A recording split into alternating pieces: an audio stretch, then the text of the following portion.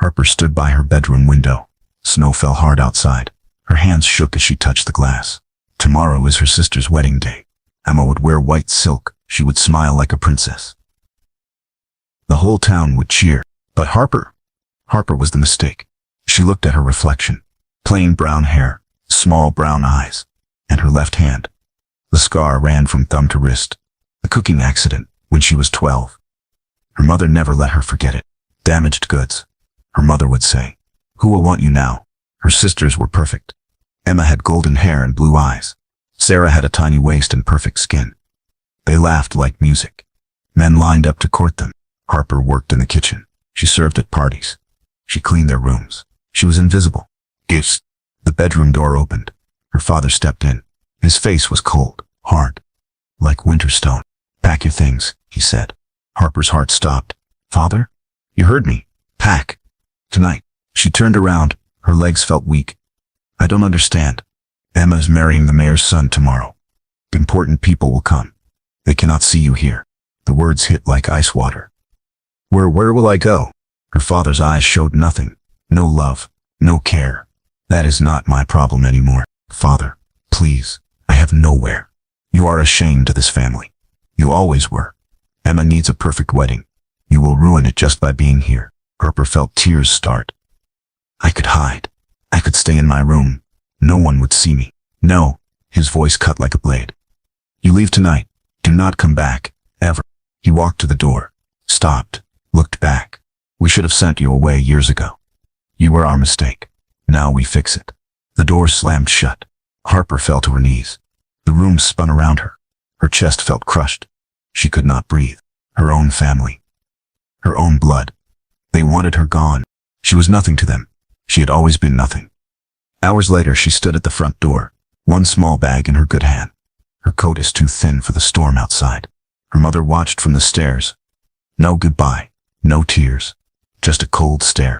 "Remember," her mother said, "you chose this. You could have been different. Better. But you stayed. Wrong." Harper opened the door. Wind bit her face like knives. Snow swirled thick and wild. She looked back one last time. The house was warm. Golden light glowed in the windows. Her family sat by the fire. Happy. Laughing. Without her. She stepped into the storm. The door closed behind her with a final click. The cold hit her like a wall. Her thin boots sank deep in the snow. Each step hurt. Each breath burned her lungs. She walked down the road, away from everything she knew, into the darkness. Where could she go? Who would take her? A scarred girl with nothing. The wind howled around her. It sounded like voices. Mocking voices. Worthless. Broken. Wrong. Her feet grew numb. Her fingers turned blue. The bag felt heavy as stone. She stumbled. Fell. Snow filled her mouth. She crawled forward on her knees. Fell again. Straight. "Why keep trying?" she whispered to the empty night. Why live? No one loved her. No one wanted her. Even her own family threw her away. She lay in the snow, so cold now, so tired. Her eyes closed. Maybe this was better. Maybe death was kinder than life. She whispered goodbye to the dark sky above. But then, a sound. Hooves on frozen ground. Getting closer. Through the storm, a rider appeared. Tall, dark cloak, strong horse. The man looked down at her. She could not see his face in the shadows. He jumped down, knelt beside her. His hands were gentle as he lifted her up. "You are safe now." His voice was deep. "Calm. I have you." Harper tried to speak, but darkness took her. She fainted in his strong arm. The last thing she heard was his voice again. Soft, determined. "She will not die tonight. Not while I breathe." The man who saved Harper was Logan. Once he had been Duke of Westfield. Rich, powerful, respected. Now he was nothing. An exile, a ghost. 3 years ago, his world fell apart. His younger brother James betrayed him, lied to the court, said Logan stole money from the crown. It was not true. But who would believe a duke over written proof? James had forged papers, bought witnesses, planned everything. The real truth. James wanted Logan's title, his land, his power. The night Logan discovered the lies, he confronted James. They fought. Swords were drawn. Logan's best friend, Thomas, tried to stop them. He stepped between the brothers. James's sword found Thomas's heart. Logan held his dying friend in his arms. Thomas whispered, "Forgive him, Logan. Hatred will kill you too. But the court saw only this. Logan fighting his brother, the dead man on the floor. Blood on Logan's sword. They stripped away his title, his lands, his name. They cast him out into exile. You are dead to us, the king declared. Never return. Logan rode away that night. His heart is broken. His life was destroyed. He could have fought back, proved his innocence. But Thomas was gone, and hatred was eating Logan's soul. So he disappeared, vanished like morning mist. For 3 years, Logan lived in the wild northern lands, far from courts and cities, away from people who knew his name. He bought a small house with his last gold, simple place. Stone walls, warm fire, enough. The local people whispered about him. Strange man, keeps to himself, might be dangerous. But Logan was not dangerous. He was broken. He helped travelers lost in storms, fed hungry children, healed sick animals. He asked for nothing, expected nothing. He lived like a ghost, half alive, waiting for nothing. But tonight, seeing Harper in the snow, something changed. He saw her face, young, scared, abandoned, just like him. She knows this pain, he thought, as he carried her home. She knows what it means to be thrown away. His horse moved fast through the storm. Harper was light in his arms, but her breathing was weak. Stay with me, he whispered. Do not give up now. Why did he care? Why risk helping a stranger? Maybe because saving her meant saving something in himself. Maybe because good people should not die alone in the cold. Maybe because Thomas would have wanted him to help. Logan kicked open his door. Warmth hit them like a wave. He laid Harper on his bed, built up the fire, brought hot water and a clean cloth. Her lips were blue. Her skin was white as snow, but she was alive. He sat beside her, watched her breathe. You will live, he said to her sleeping form. I promise you that. For the first time in 3 years, Logan felt purpose again. Someone needed him. Someone he could actually save. He would not fail this time. He would not let another good person die. Harper woke to the smell of bread, baking. Warm. So warm, thick quilts covered her. A fire crackled nearby. Where was she? She blinked. Tried to sit up. Her body ached like she had been trampled by horses. Easy. A voice. Male. Gentle. You are safe now. Harper turned her head. A man sat in a chair beside the bed. Dark hair. Kind eyes. Strong jaw. Fear shot through her. She pulled the quilts up to her chin. Who are you? Where am I? My name is Logan. This is my home. You were dying in the snow last night. I brought you here. Harper's mind raced. A stranger's house. A strange man. This could be a trap. I should go, she whispered. In this storm, you would die before you reached the road. She listened. Wind still howled outside. Snow still beat the window. I have no money, she said quickly. I cannot pay you. Logan smiled. Small. Sad. I ask for nothing. This confused her. Men always wanted something. Payment, service, favors. But his eyes were different. No hunger, no demand, just kindness. Dad, are you hungry? Logan asked. Harper's stomach answered with a loud growl. She had not eaten since yesterday morning. Logan chuckled. I will take that as a yes. He stood up, tall, strong. But he moved gently, like he was afraid to scare her. Rest. I will bring food. He left the room.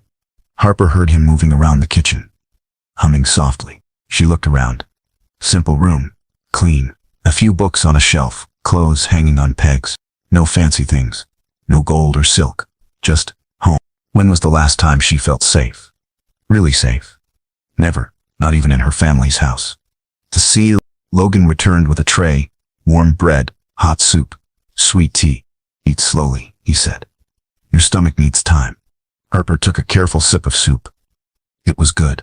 Really good. Did you make this? I did. You cook? Logan sat back down. I do many things now. Cook, clean, mend. You learn when you live alone. Why do you live alone? His face changed. Shadows crossed his eyes. That is a long story. Harper ate in silence. The food warmed her from inside, made her feel human again. What is your name? Logan asked. Harper. Harper. That is a nice name. No one had ever said that before. Her family always made it sound like a curse. Why did you help me? Harper asked. Logan was quiet for a long moment. Because, he said finally, I know what it feels like to be thrown away. Said out. Something in his voice made Harper look up. Really look. His clothes were simple but well made. His hands were clean but scarred. His voice was educated but sad. You are not what you seem, she said. None of us are. Harper finished her soup, set down the spoon. My family cast me out, she said quietly. Said I was their mistake, their shame. Then they were fools. The words were firm. Sure. Like he meant them. Harper felt tears start. You do not even know me. I know enough. You survived a night that should have killed you. You are stronger than you think. Harper wiped her eyes. I do not feel strong. Strength is not a feeling. It is a choice. You chose to keep walking. You chose to live. Logan stood up.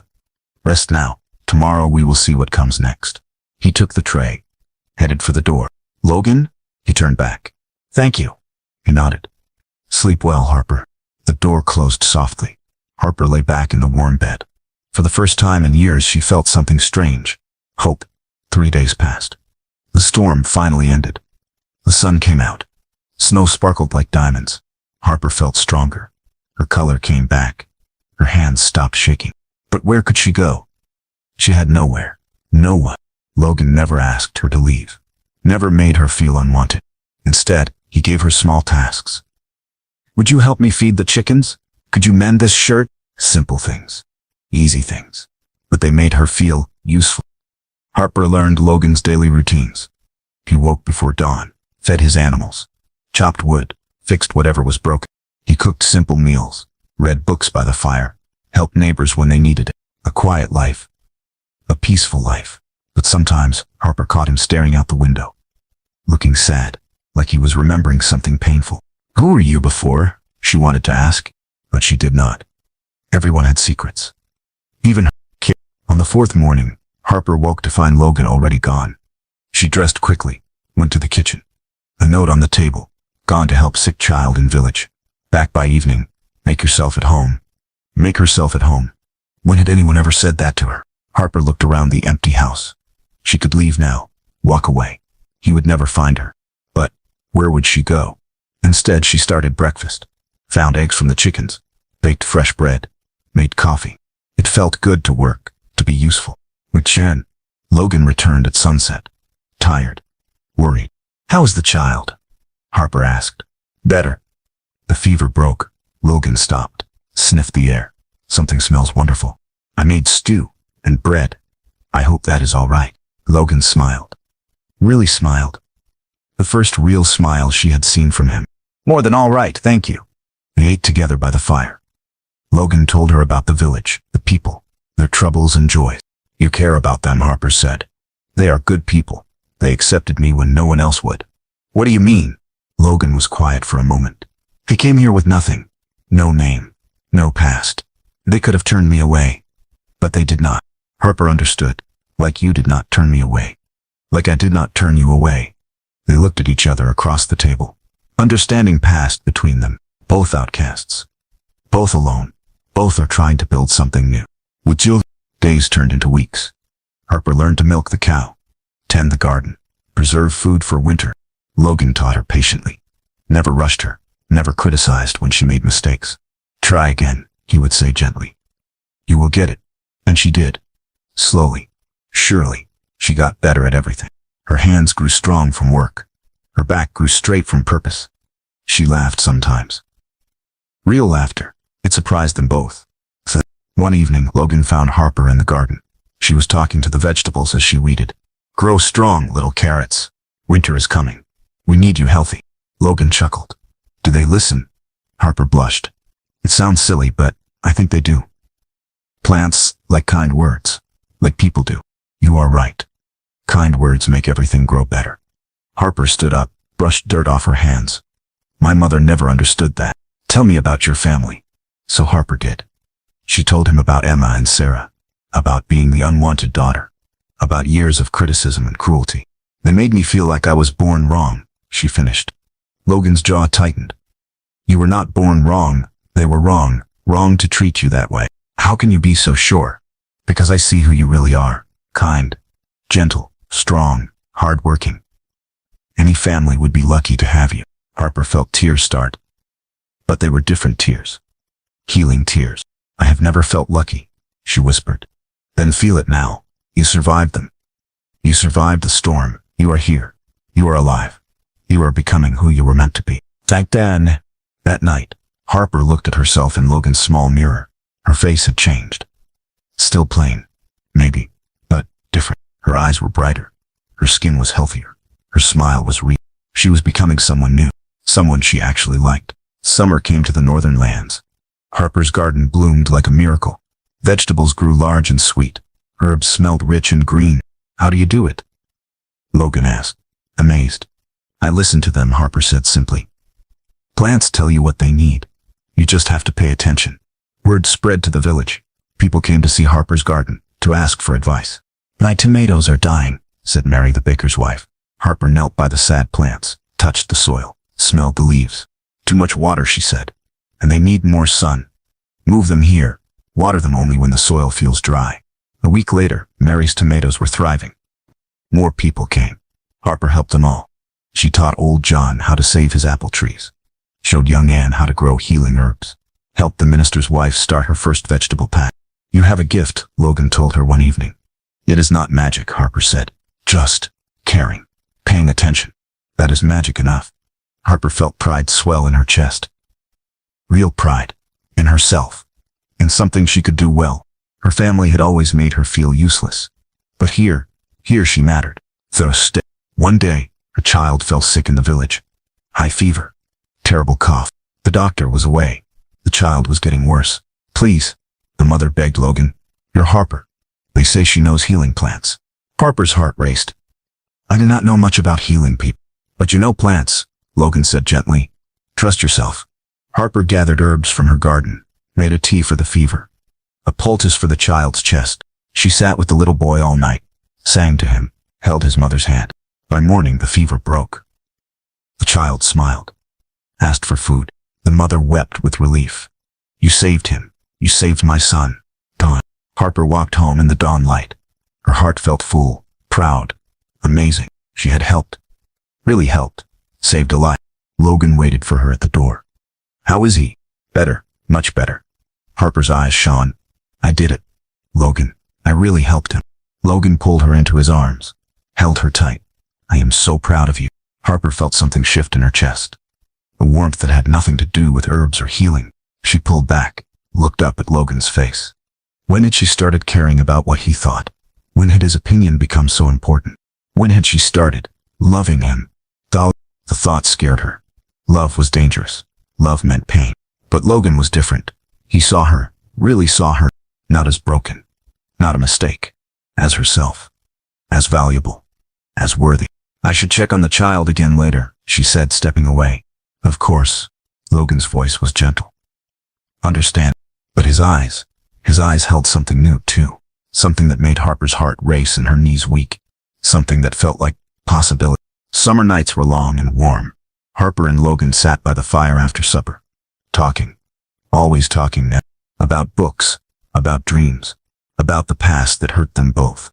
What was your brother like? Harper asked one evening. Before everything went wrong. Logan stared into the flames. James was charming. Everyone loved him. He could make people laugh. Make them feel special. And you, I was the serious one. The responsible one. I followed rules. Did my duty. Logan's voice grew bitter. Much good it did me. Harper reached over, touched his hand. It was not your fault. Sometimes I think, maybe if I had been different, less rigid, more like James. No. Harper's voice was firm. James chose to betray you. That was his choice. He's evil, not yours. Logan looked at her. Really looked. How did you become so wise? Pain teaches wisdom, whether we want to learn or not. Turns to. They sat in comfortable silence. Harper's hand was still on his. Harper. Logan's voice was soft. Yes, I need to tell you something. About why I really left court. Harper's heart stuttered. You do not have to. Yes, I do. Logan turned to face her fully. Because this matters now. You matter now. Harper felt her breath catch. Logan, I killed a man, Harper, my friend. The best man I ever knew. The words hung in the air like smoke. Tell me, Harper whispered. So Logan did. He told her everything about James' betrayal. About Thomas's death. About the exile. And shame. I see Thomas sometimes. Logan finished. In dreams. He tells me to forgive. To live. But I do not know how. That. Harper was quiet for a long time. Your friend, she said finally. Thomas. What would he think of you now? What do you mean? You saved my life. You helped the villagers. You are kind, gentle, good. Harper's eyes were bright with tears. I think Thomas would be proud. Logan's breath caught. Harper, you are not a killer, Logan. You are a healer, a protector, the man who saved me when my own family threw me away. But the guilt will always be there. But it does not have to rule you. Harper squeezed his hand. You honor Thomas by living well. By being good. By saving people like me. Logan brought her hand to his lips. Kissed her scarred palm gently. You save me too, he whispered. Every day, just by being here. We saw. The air between them changed. Became electric. Dangerous. Harper felt her heart racing. Her cheeks were burning. Logan was looking at her like she was beautiful. Harper, his voice was rough. I know. She could barely breathe. I feel it too. This is dangerous. Everything good is dangerous. Logan cupped her face in his hands. You could do so much better than a broken Duke with blood on his conscience. Harper smiled through her tears. I am a scarred girl whose own family cast her out. We are both broken, Logan. Maybe that is why we fit. He leaned closer. So close she could feel his breath. If we do this, if we cross this line, there is no going back. I do not want to go back. I want to go forward. With you. Logan kissed her then. Soft, sweet, full of promise. Harper had never been kissed before. Had never thought anyone would want to kiss her. But this was perfect. This was love. And they broke apart. Foreheads touching. Hearts racing. I love you, Logan whispered. God help me, I love you. I love you too, Harper whispered back. I never thought, never dreamed, that someone could love you? Yes, Logan smiled. Then we are both learning something new. They held each other by the dying fire. Two broken people becoming whole. Two lost souls finding home. Autumn came early that year. Harper woke one morning to frost on the windows. The air is sharp and cold. Winter is coming, Logan said at breakfast. We should go to town today, get supplies. Harper nodded, but her stomach felt tight, nervous. She had not been around many people since the night she almost died. What if someone recognized her? What if word got back to her family? The town was busy. Market day. People everywhere. Harper pulled her shawl up, kept her head down, but Logan walked proudly beside her. Introduced her to everyone. This is Harper. She has been helping me with the garden and the healing. People smiled. Were kind. We heard about little Tommy. Thank you for saving him. Harper felt herself relaxing. These were good people. Safe people. But then, Harper Miller. Harper's blood turned to ice. She knew that voice. She turned around. Her sister Sarah stood there, beautiful as always, but her face was cold. Angry. I thought you were dead, Sarah said loudly. Father said you died in the storm. People stopped talking, started staring. Logan stepped closer to Harper. Is this your sister? Unfortunately, Sarah's voice was sharp as glass. Though we disowned her months ago. Died. Harper felt all her confidence cracking. Her old fears rushing back. Sarah, she whispered. What are you doing here? Emma's husband has business here. I came along to shop. Sarah looked Harper up and down. You look different. She looks healthy, Logan said firmly. Happy. Sarah laughed. Cold. Mean. Happy? This is Harper we are talking about. She has never been happy a day in her life. That is enough. Logan's voice was dangerous now. And who are you? Sarah's eyes narrowed. What are you to my ruined sister? Harper wanted to disappear. To run. Everyone was watching now. Listening. I am Logan, and Harper is not ruined. She is remarkable. Sarah's laugh got meaner. Remarkable? Look at her hand. Look at her face. She is damaged goods. Always was. Done. Harper felt tears starting. All her old shame rushing back. Maybe Sarah was right. Maybe she was just fooling herself. Maybe Logan would see the truth now and... Stop. The voice was Harper's own. Stronger than she expected. Stop talking about me like I am not here. Sarah blinked, surprised. Harper stepped forward. Her heart was pounding, but her voice was steady. Yes, I have a scar. Yes, I am plain. But I am not damaged goods. I am a person. With feelings. With worth. Harper, Sarah started. No. You listen now. Harper's voice grew stronger. You and Emma, and mother and father. You made me believe I was worthless. But I am not.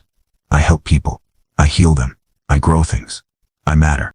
The crowd murmured approval. Several people nodded. These people know my worth, Harper continued. Logan knows my worth. And finally, I know it too. Yo. Sarah's face went red. How dare you speak to me that way? How dare I? Harper's eyes blazed. How dare you treat your own sister like garbage for 20 years? Sarah looked around, saw the disapproving faces. The people are choosing Harper's side. You will regret this, she hissed. I will tell father, tell everyone what you really are. Tell them, Harper said calmly. Tell them I am alive. Tell them I am happy. Tell them I found people who actually care about me. Sarah turned and stalked away, but not before throwing one last poisoned look. This is not over, she snarled. Richard. The crowd slowly dispersed. People patted Harper's shoulder, told her she did well, but Harper was shaking now. The adrenaline is wearing off. Come, Logan said gently. Let us go home. They rode back in silence. Harper's mind was spinning. She will cause trouble, Harper said finally. Let her try. You do not understand. My family, they have money. Influence. They could hurt you. Logan pulled his horse to a stop. Harper, look at me. She did. I have lost everything before. Title, land, name. But I survived. We will survive this too. But what if? No what ifs. We face whatever comes. Together. Harper nodded. But fear still lived in her chest. Sarah would not give up. Harper knew her sister too well. This was just the beginning. Talia. That night Harper could not sleep. She stood by the window, watched the dark woods. Half expected to see torches. Angry faces. Logan found her there. Come to bed. I am scared, she whispered. I know, me too. Really? Logan pulled her close. I almost lost you once to the cold. I will not lose you to them. Promise? Promise. But even as he held her, Harper wondered. Could love really win against hatred? Against family poison? Could two broken people really build something strong enough to last? She hoped so. She had to hope so. Because losing Logan now would kill her. And she had finally learned how to live. 2 weeks later, they came. Harper was in the garden when she heard the horses. Multiple horses. Coming fast. Her heart sank. She knew who it was before she looked. Her father. Her mother. Sarah. And Emma with her new husband. They looked like an army. Cold. Determined. Angry. Logan came out of the house. Stood beside Harper. Stay calm, he whispered. Remember who you are now. Harper nodded, but her hands shook. Her father dismounted first. His face was stone. Harper. Father. Her voice was steadier than she felt. You will come home with us. Now. No. The word surprised everyone, including Harper. Her mother spoke up. Do not be foolish, child. We are your family. You disowned me. Cast me out to die. Remember? Emma laughed. Pretty. Cruel.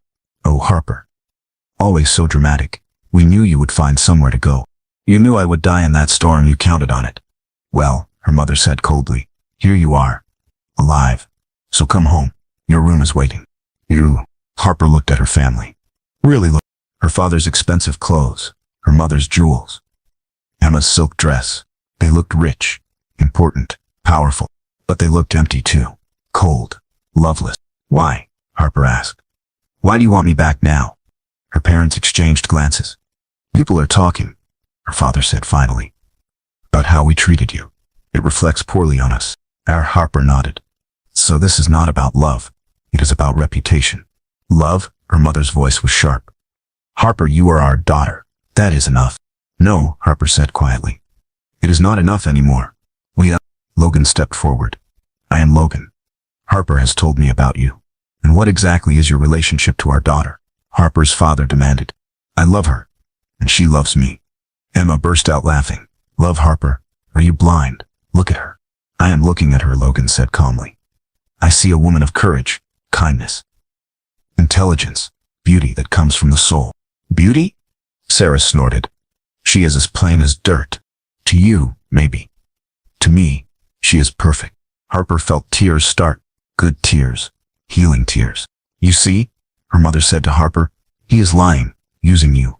Men like him do not love girls like you. Something snapped inside Harper. All the years of poison. Of being told she was worthless. But believing it. No more. You want to know about men like Logan? Harper's voice rang out clear and strong. He saved my life when my own family left me to die. He gave me a home when you threw me out. He taught me I had worth when you convinced me I was garbage. Her family stared. They had never heard Harper speak like this. And you want to know about girls like me? Harper continued. I heal sick children. I grow food that feeds people. I help anyone who asks. I work hard. I love deeply. I choose kindness over cruelty. She stepped closer to her mother. What do you do besides judge people? Besides spreading poison? Besides, does it make everyone around you feel small? Her mother's face went white. How dare you? I dare because I am not afraid of you anymore. Harper's voice was fierce now. You have no power over me. None of you do. She turned to Logan. Tell them what the villagers say about me. Logan smiled, pride shining in his eyes. They call her the healing woman. Children run to her when they are hurt. Mothers ask for her help. She is beloved. And you? Harper asked. What do they call you? The man lucky enough to love Harper Miller. Harper felt her heart soar. Her father was getting angry now. Enough of this nonsense. Harper, you will come home. Now, or we will make things very difficult for your friend here. Try, Logan said quietly. I have faced worse than you. Have you? I have friends in court, influence. I can destroy you. Logan's smile was cold. I am already destroyed. I have nothing left to lose. Which makes me very dangerous. Caught up. Harper looked at her family one last time. Her father, red-faced with rage. Her mother, cold as winter stone. Sarah, beautiful and poisonous. Emma, pretty and empty.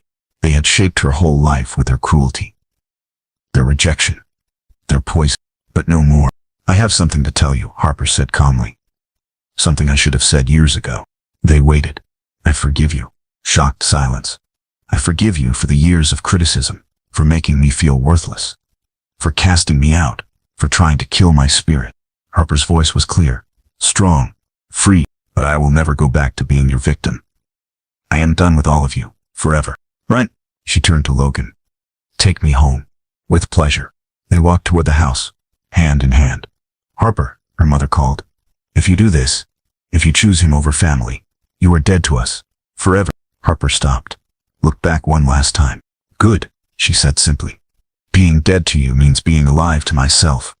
They went inside, closed the door. Through the window they watched her family ride away. Angry, defeated, gone. It is over, Logan whispered. Yes, Harper said. Finally, it is over. She was free. Winter passed quietly.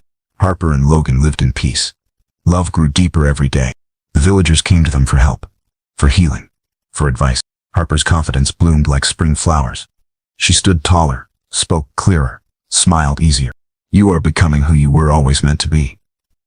Logan told her one snowy evening. We both are, Harper replied. Spring came early. The village decided to have a festival. Will you come? Asked Mary, the baker's wife. Please? You and Logan have done so much for us. Harper hesitated. I am not good at parties. Nonsense, said old John. You are the guest of honor. We want to celebrate you. Harper looked at Logan. He nodded encouragingly. All right, she said. We will come. Wait. The festival was beautiful. Music, dancing, food, laughter. Harper wore her best dress. Logan wore his finest shirt. People greeted them like heroes. Like family. Speech, someone called. Harper should give a speech. Oh no, Harper said quickly. I could not. Yes, you can, Logan whispered. Tell them what is in your heart. The crowd gathered. Wait, Harper stood up. Her hands shook only a little. As she began. Then stopped. Started again. A year ago I was dying in the snow. My own family had cast me out. I thought my life was over. Murmurs of sympathy. But this village, all of you, you saved me. Not just Logan. All of you. You welcomed me, trusted me, let me help. Her voice grew stronger. You taught me that family is not just blood. Family are people who choose to love you, who sees your worth, who help you become your best self. So thank you, Harper continued, for giving me a home, a purpose, a life worth living. The crowd erupted in cheers. People wiped tears from their eyes. Logan pulled Harper into his arms. kissed her right there in front of everyone. More cheers. More laughter. Marry her, someone shouted. Marry the girl. Logan and Harper looked at each other, both blushing, both hoping. Well? Logan asked softly. Will you? Yes, Harper whispered. Yes, I will. The crowd went wild. They married a month later. Simple ceremony, village church. All their friends are there. Harper wore white flowers in her hair. Logan wore his father's ring. No fancy dress. No golden carriage. No titled guests. Just love, pure and true and strong. Do you take this woman? The minister began. I do, Logan said firmly. Forever. Do you take this man? I do, Harper said, tears streaming down her face. With all my heart, then I pronounce you husband and wife. They kissed as the bells rang out across the valley. Mr. and Mrs. Logan, partners, equals, whole. That night, they sat by their fire. Married now, complete. Any regrets? Logan asked, stroking Harper's hair. Only one, Harper said. Logan tensed. What? Harper smiled. I regret that it took so long to find you. Logan laughed, kissed her again. We found each other when we needed to. That is what matters. Do you think? Harper hesitated. Do you think Thomas would approve? Logan was quiet for a moment. Then he smiled. I think Thomas sent you to me. I think he knew I needed saving too. Harper curled up against Logan's chest. Safe, loved, home.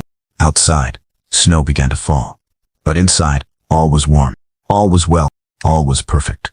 5 years later, Harper stood in her garden, the largest garden for miles around. Rows of vegetables. Herbs for healing. Flowers for beauty. Children played between the plants. Village children who came to learn, to help, to be loved. Aunt Harper, they called her. Look what we found. Harper smiled, knelt down to see their treasures. A perfect tomato. A butterfly cocoon. A smooth stone. Beautiful, she said to each discovery. Tell me about it. Benja. Logan watched from the doorway. His heart is full. Harper was glowing, literally glowing with happiness. Her hair was longer now, braided with flowers. Her dress was as green as summer leaves. But her smile was the most beautiful thing he had ever seen. Papa Logan. A little girl ran up to him. Look, the beans are ready. Are they? Logan scooped up the child. We should pick them for supper then. The little girl was not their blood child. Neither were the boys chasing chickens, or the baby sleeping in the house. They were village children. Orphans. Lost one.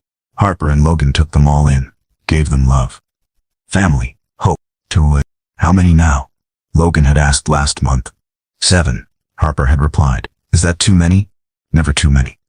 Love multiplies. It does not divide. And it was true. The more children they loved, the more love they had. Their house was full, noisy, chaotic, perfect. That evening, after the children were in bed, Harper and Logan walked through the village. People waved from their windows, called out greetings. Evening, Logan. Evening, Harper. They were beloved here. Respected, valued. Logan ran the village school now, taught reading and writing and numbers. Harper was the official healer. People came from other villages to see her. They had built a good life, a meaningful life, together. Remember our first walk through town? Logan asked. When was Sarah so cruel? When you stood up to her? When you found your voice? Harper smiled. I was so scared that day. You were magnificent. They passed the church where they were married, the school where Logan taught, the clinic where Harper healed, all theirs, all built with love and work and hope. Do you ever wonder, Harper began, about your family? If they are well? Harper nodded. Sometimes. But then I remember, they are not my family anymore. You are. The children are. The village is. Logan squeezed her hand. I love you, Harper. Logan. I love you too, Logan. Logan. They both laughed. It was an old joke between them. They reached their house. Warm light glowed in the windows. Through the glass, they could see their children, reading, playing, being safe and loved. Look what we built, Harper whispered. Look what we saved, Logan replied. They had saved each other, and then they had saved others. Broken people healing broken people. Lost souls helping lost souls find home. Ready to go in? Logan asked. Always.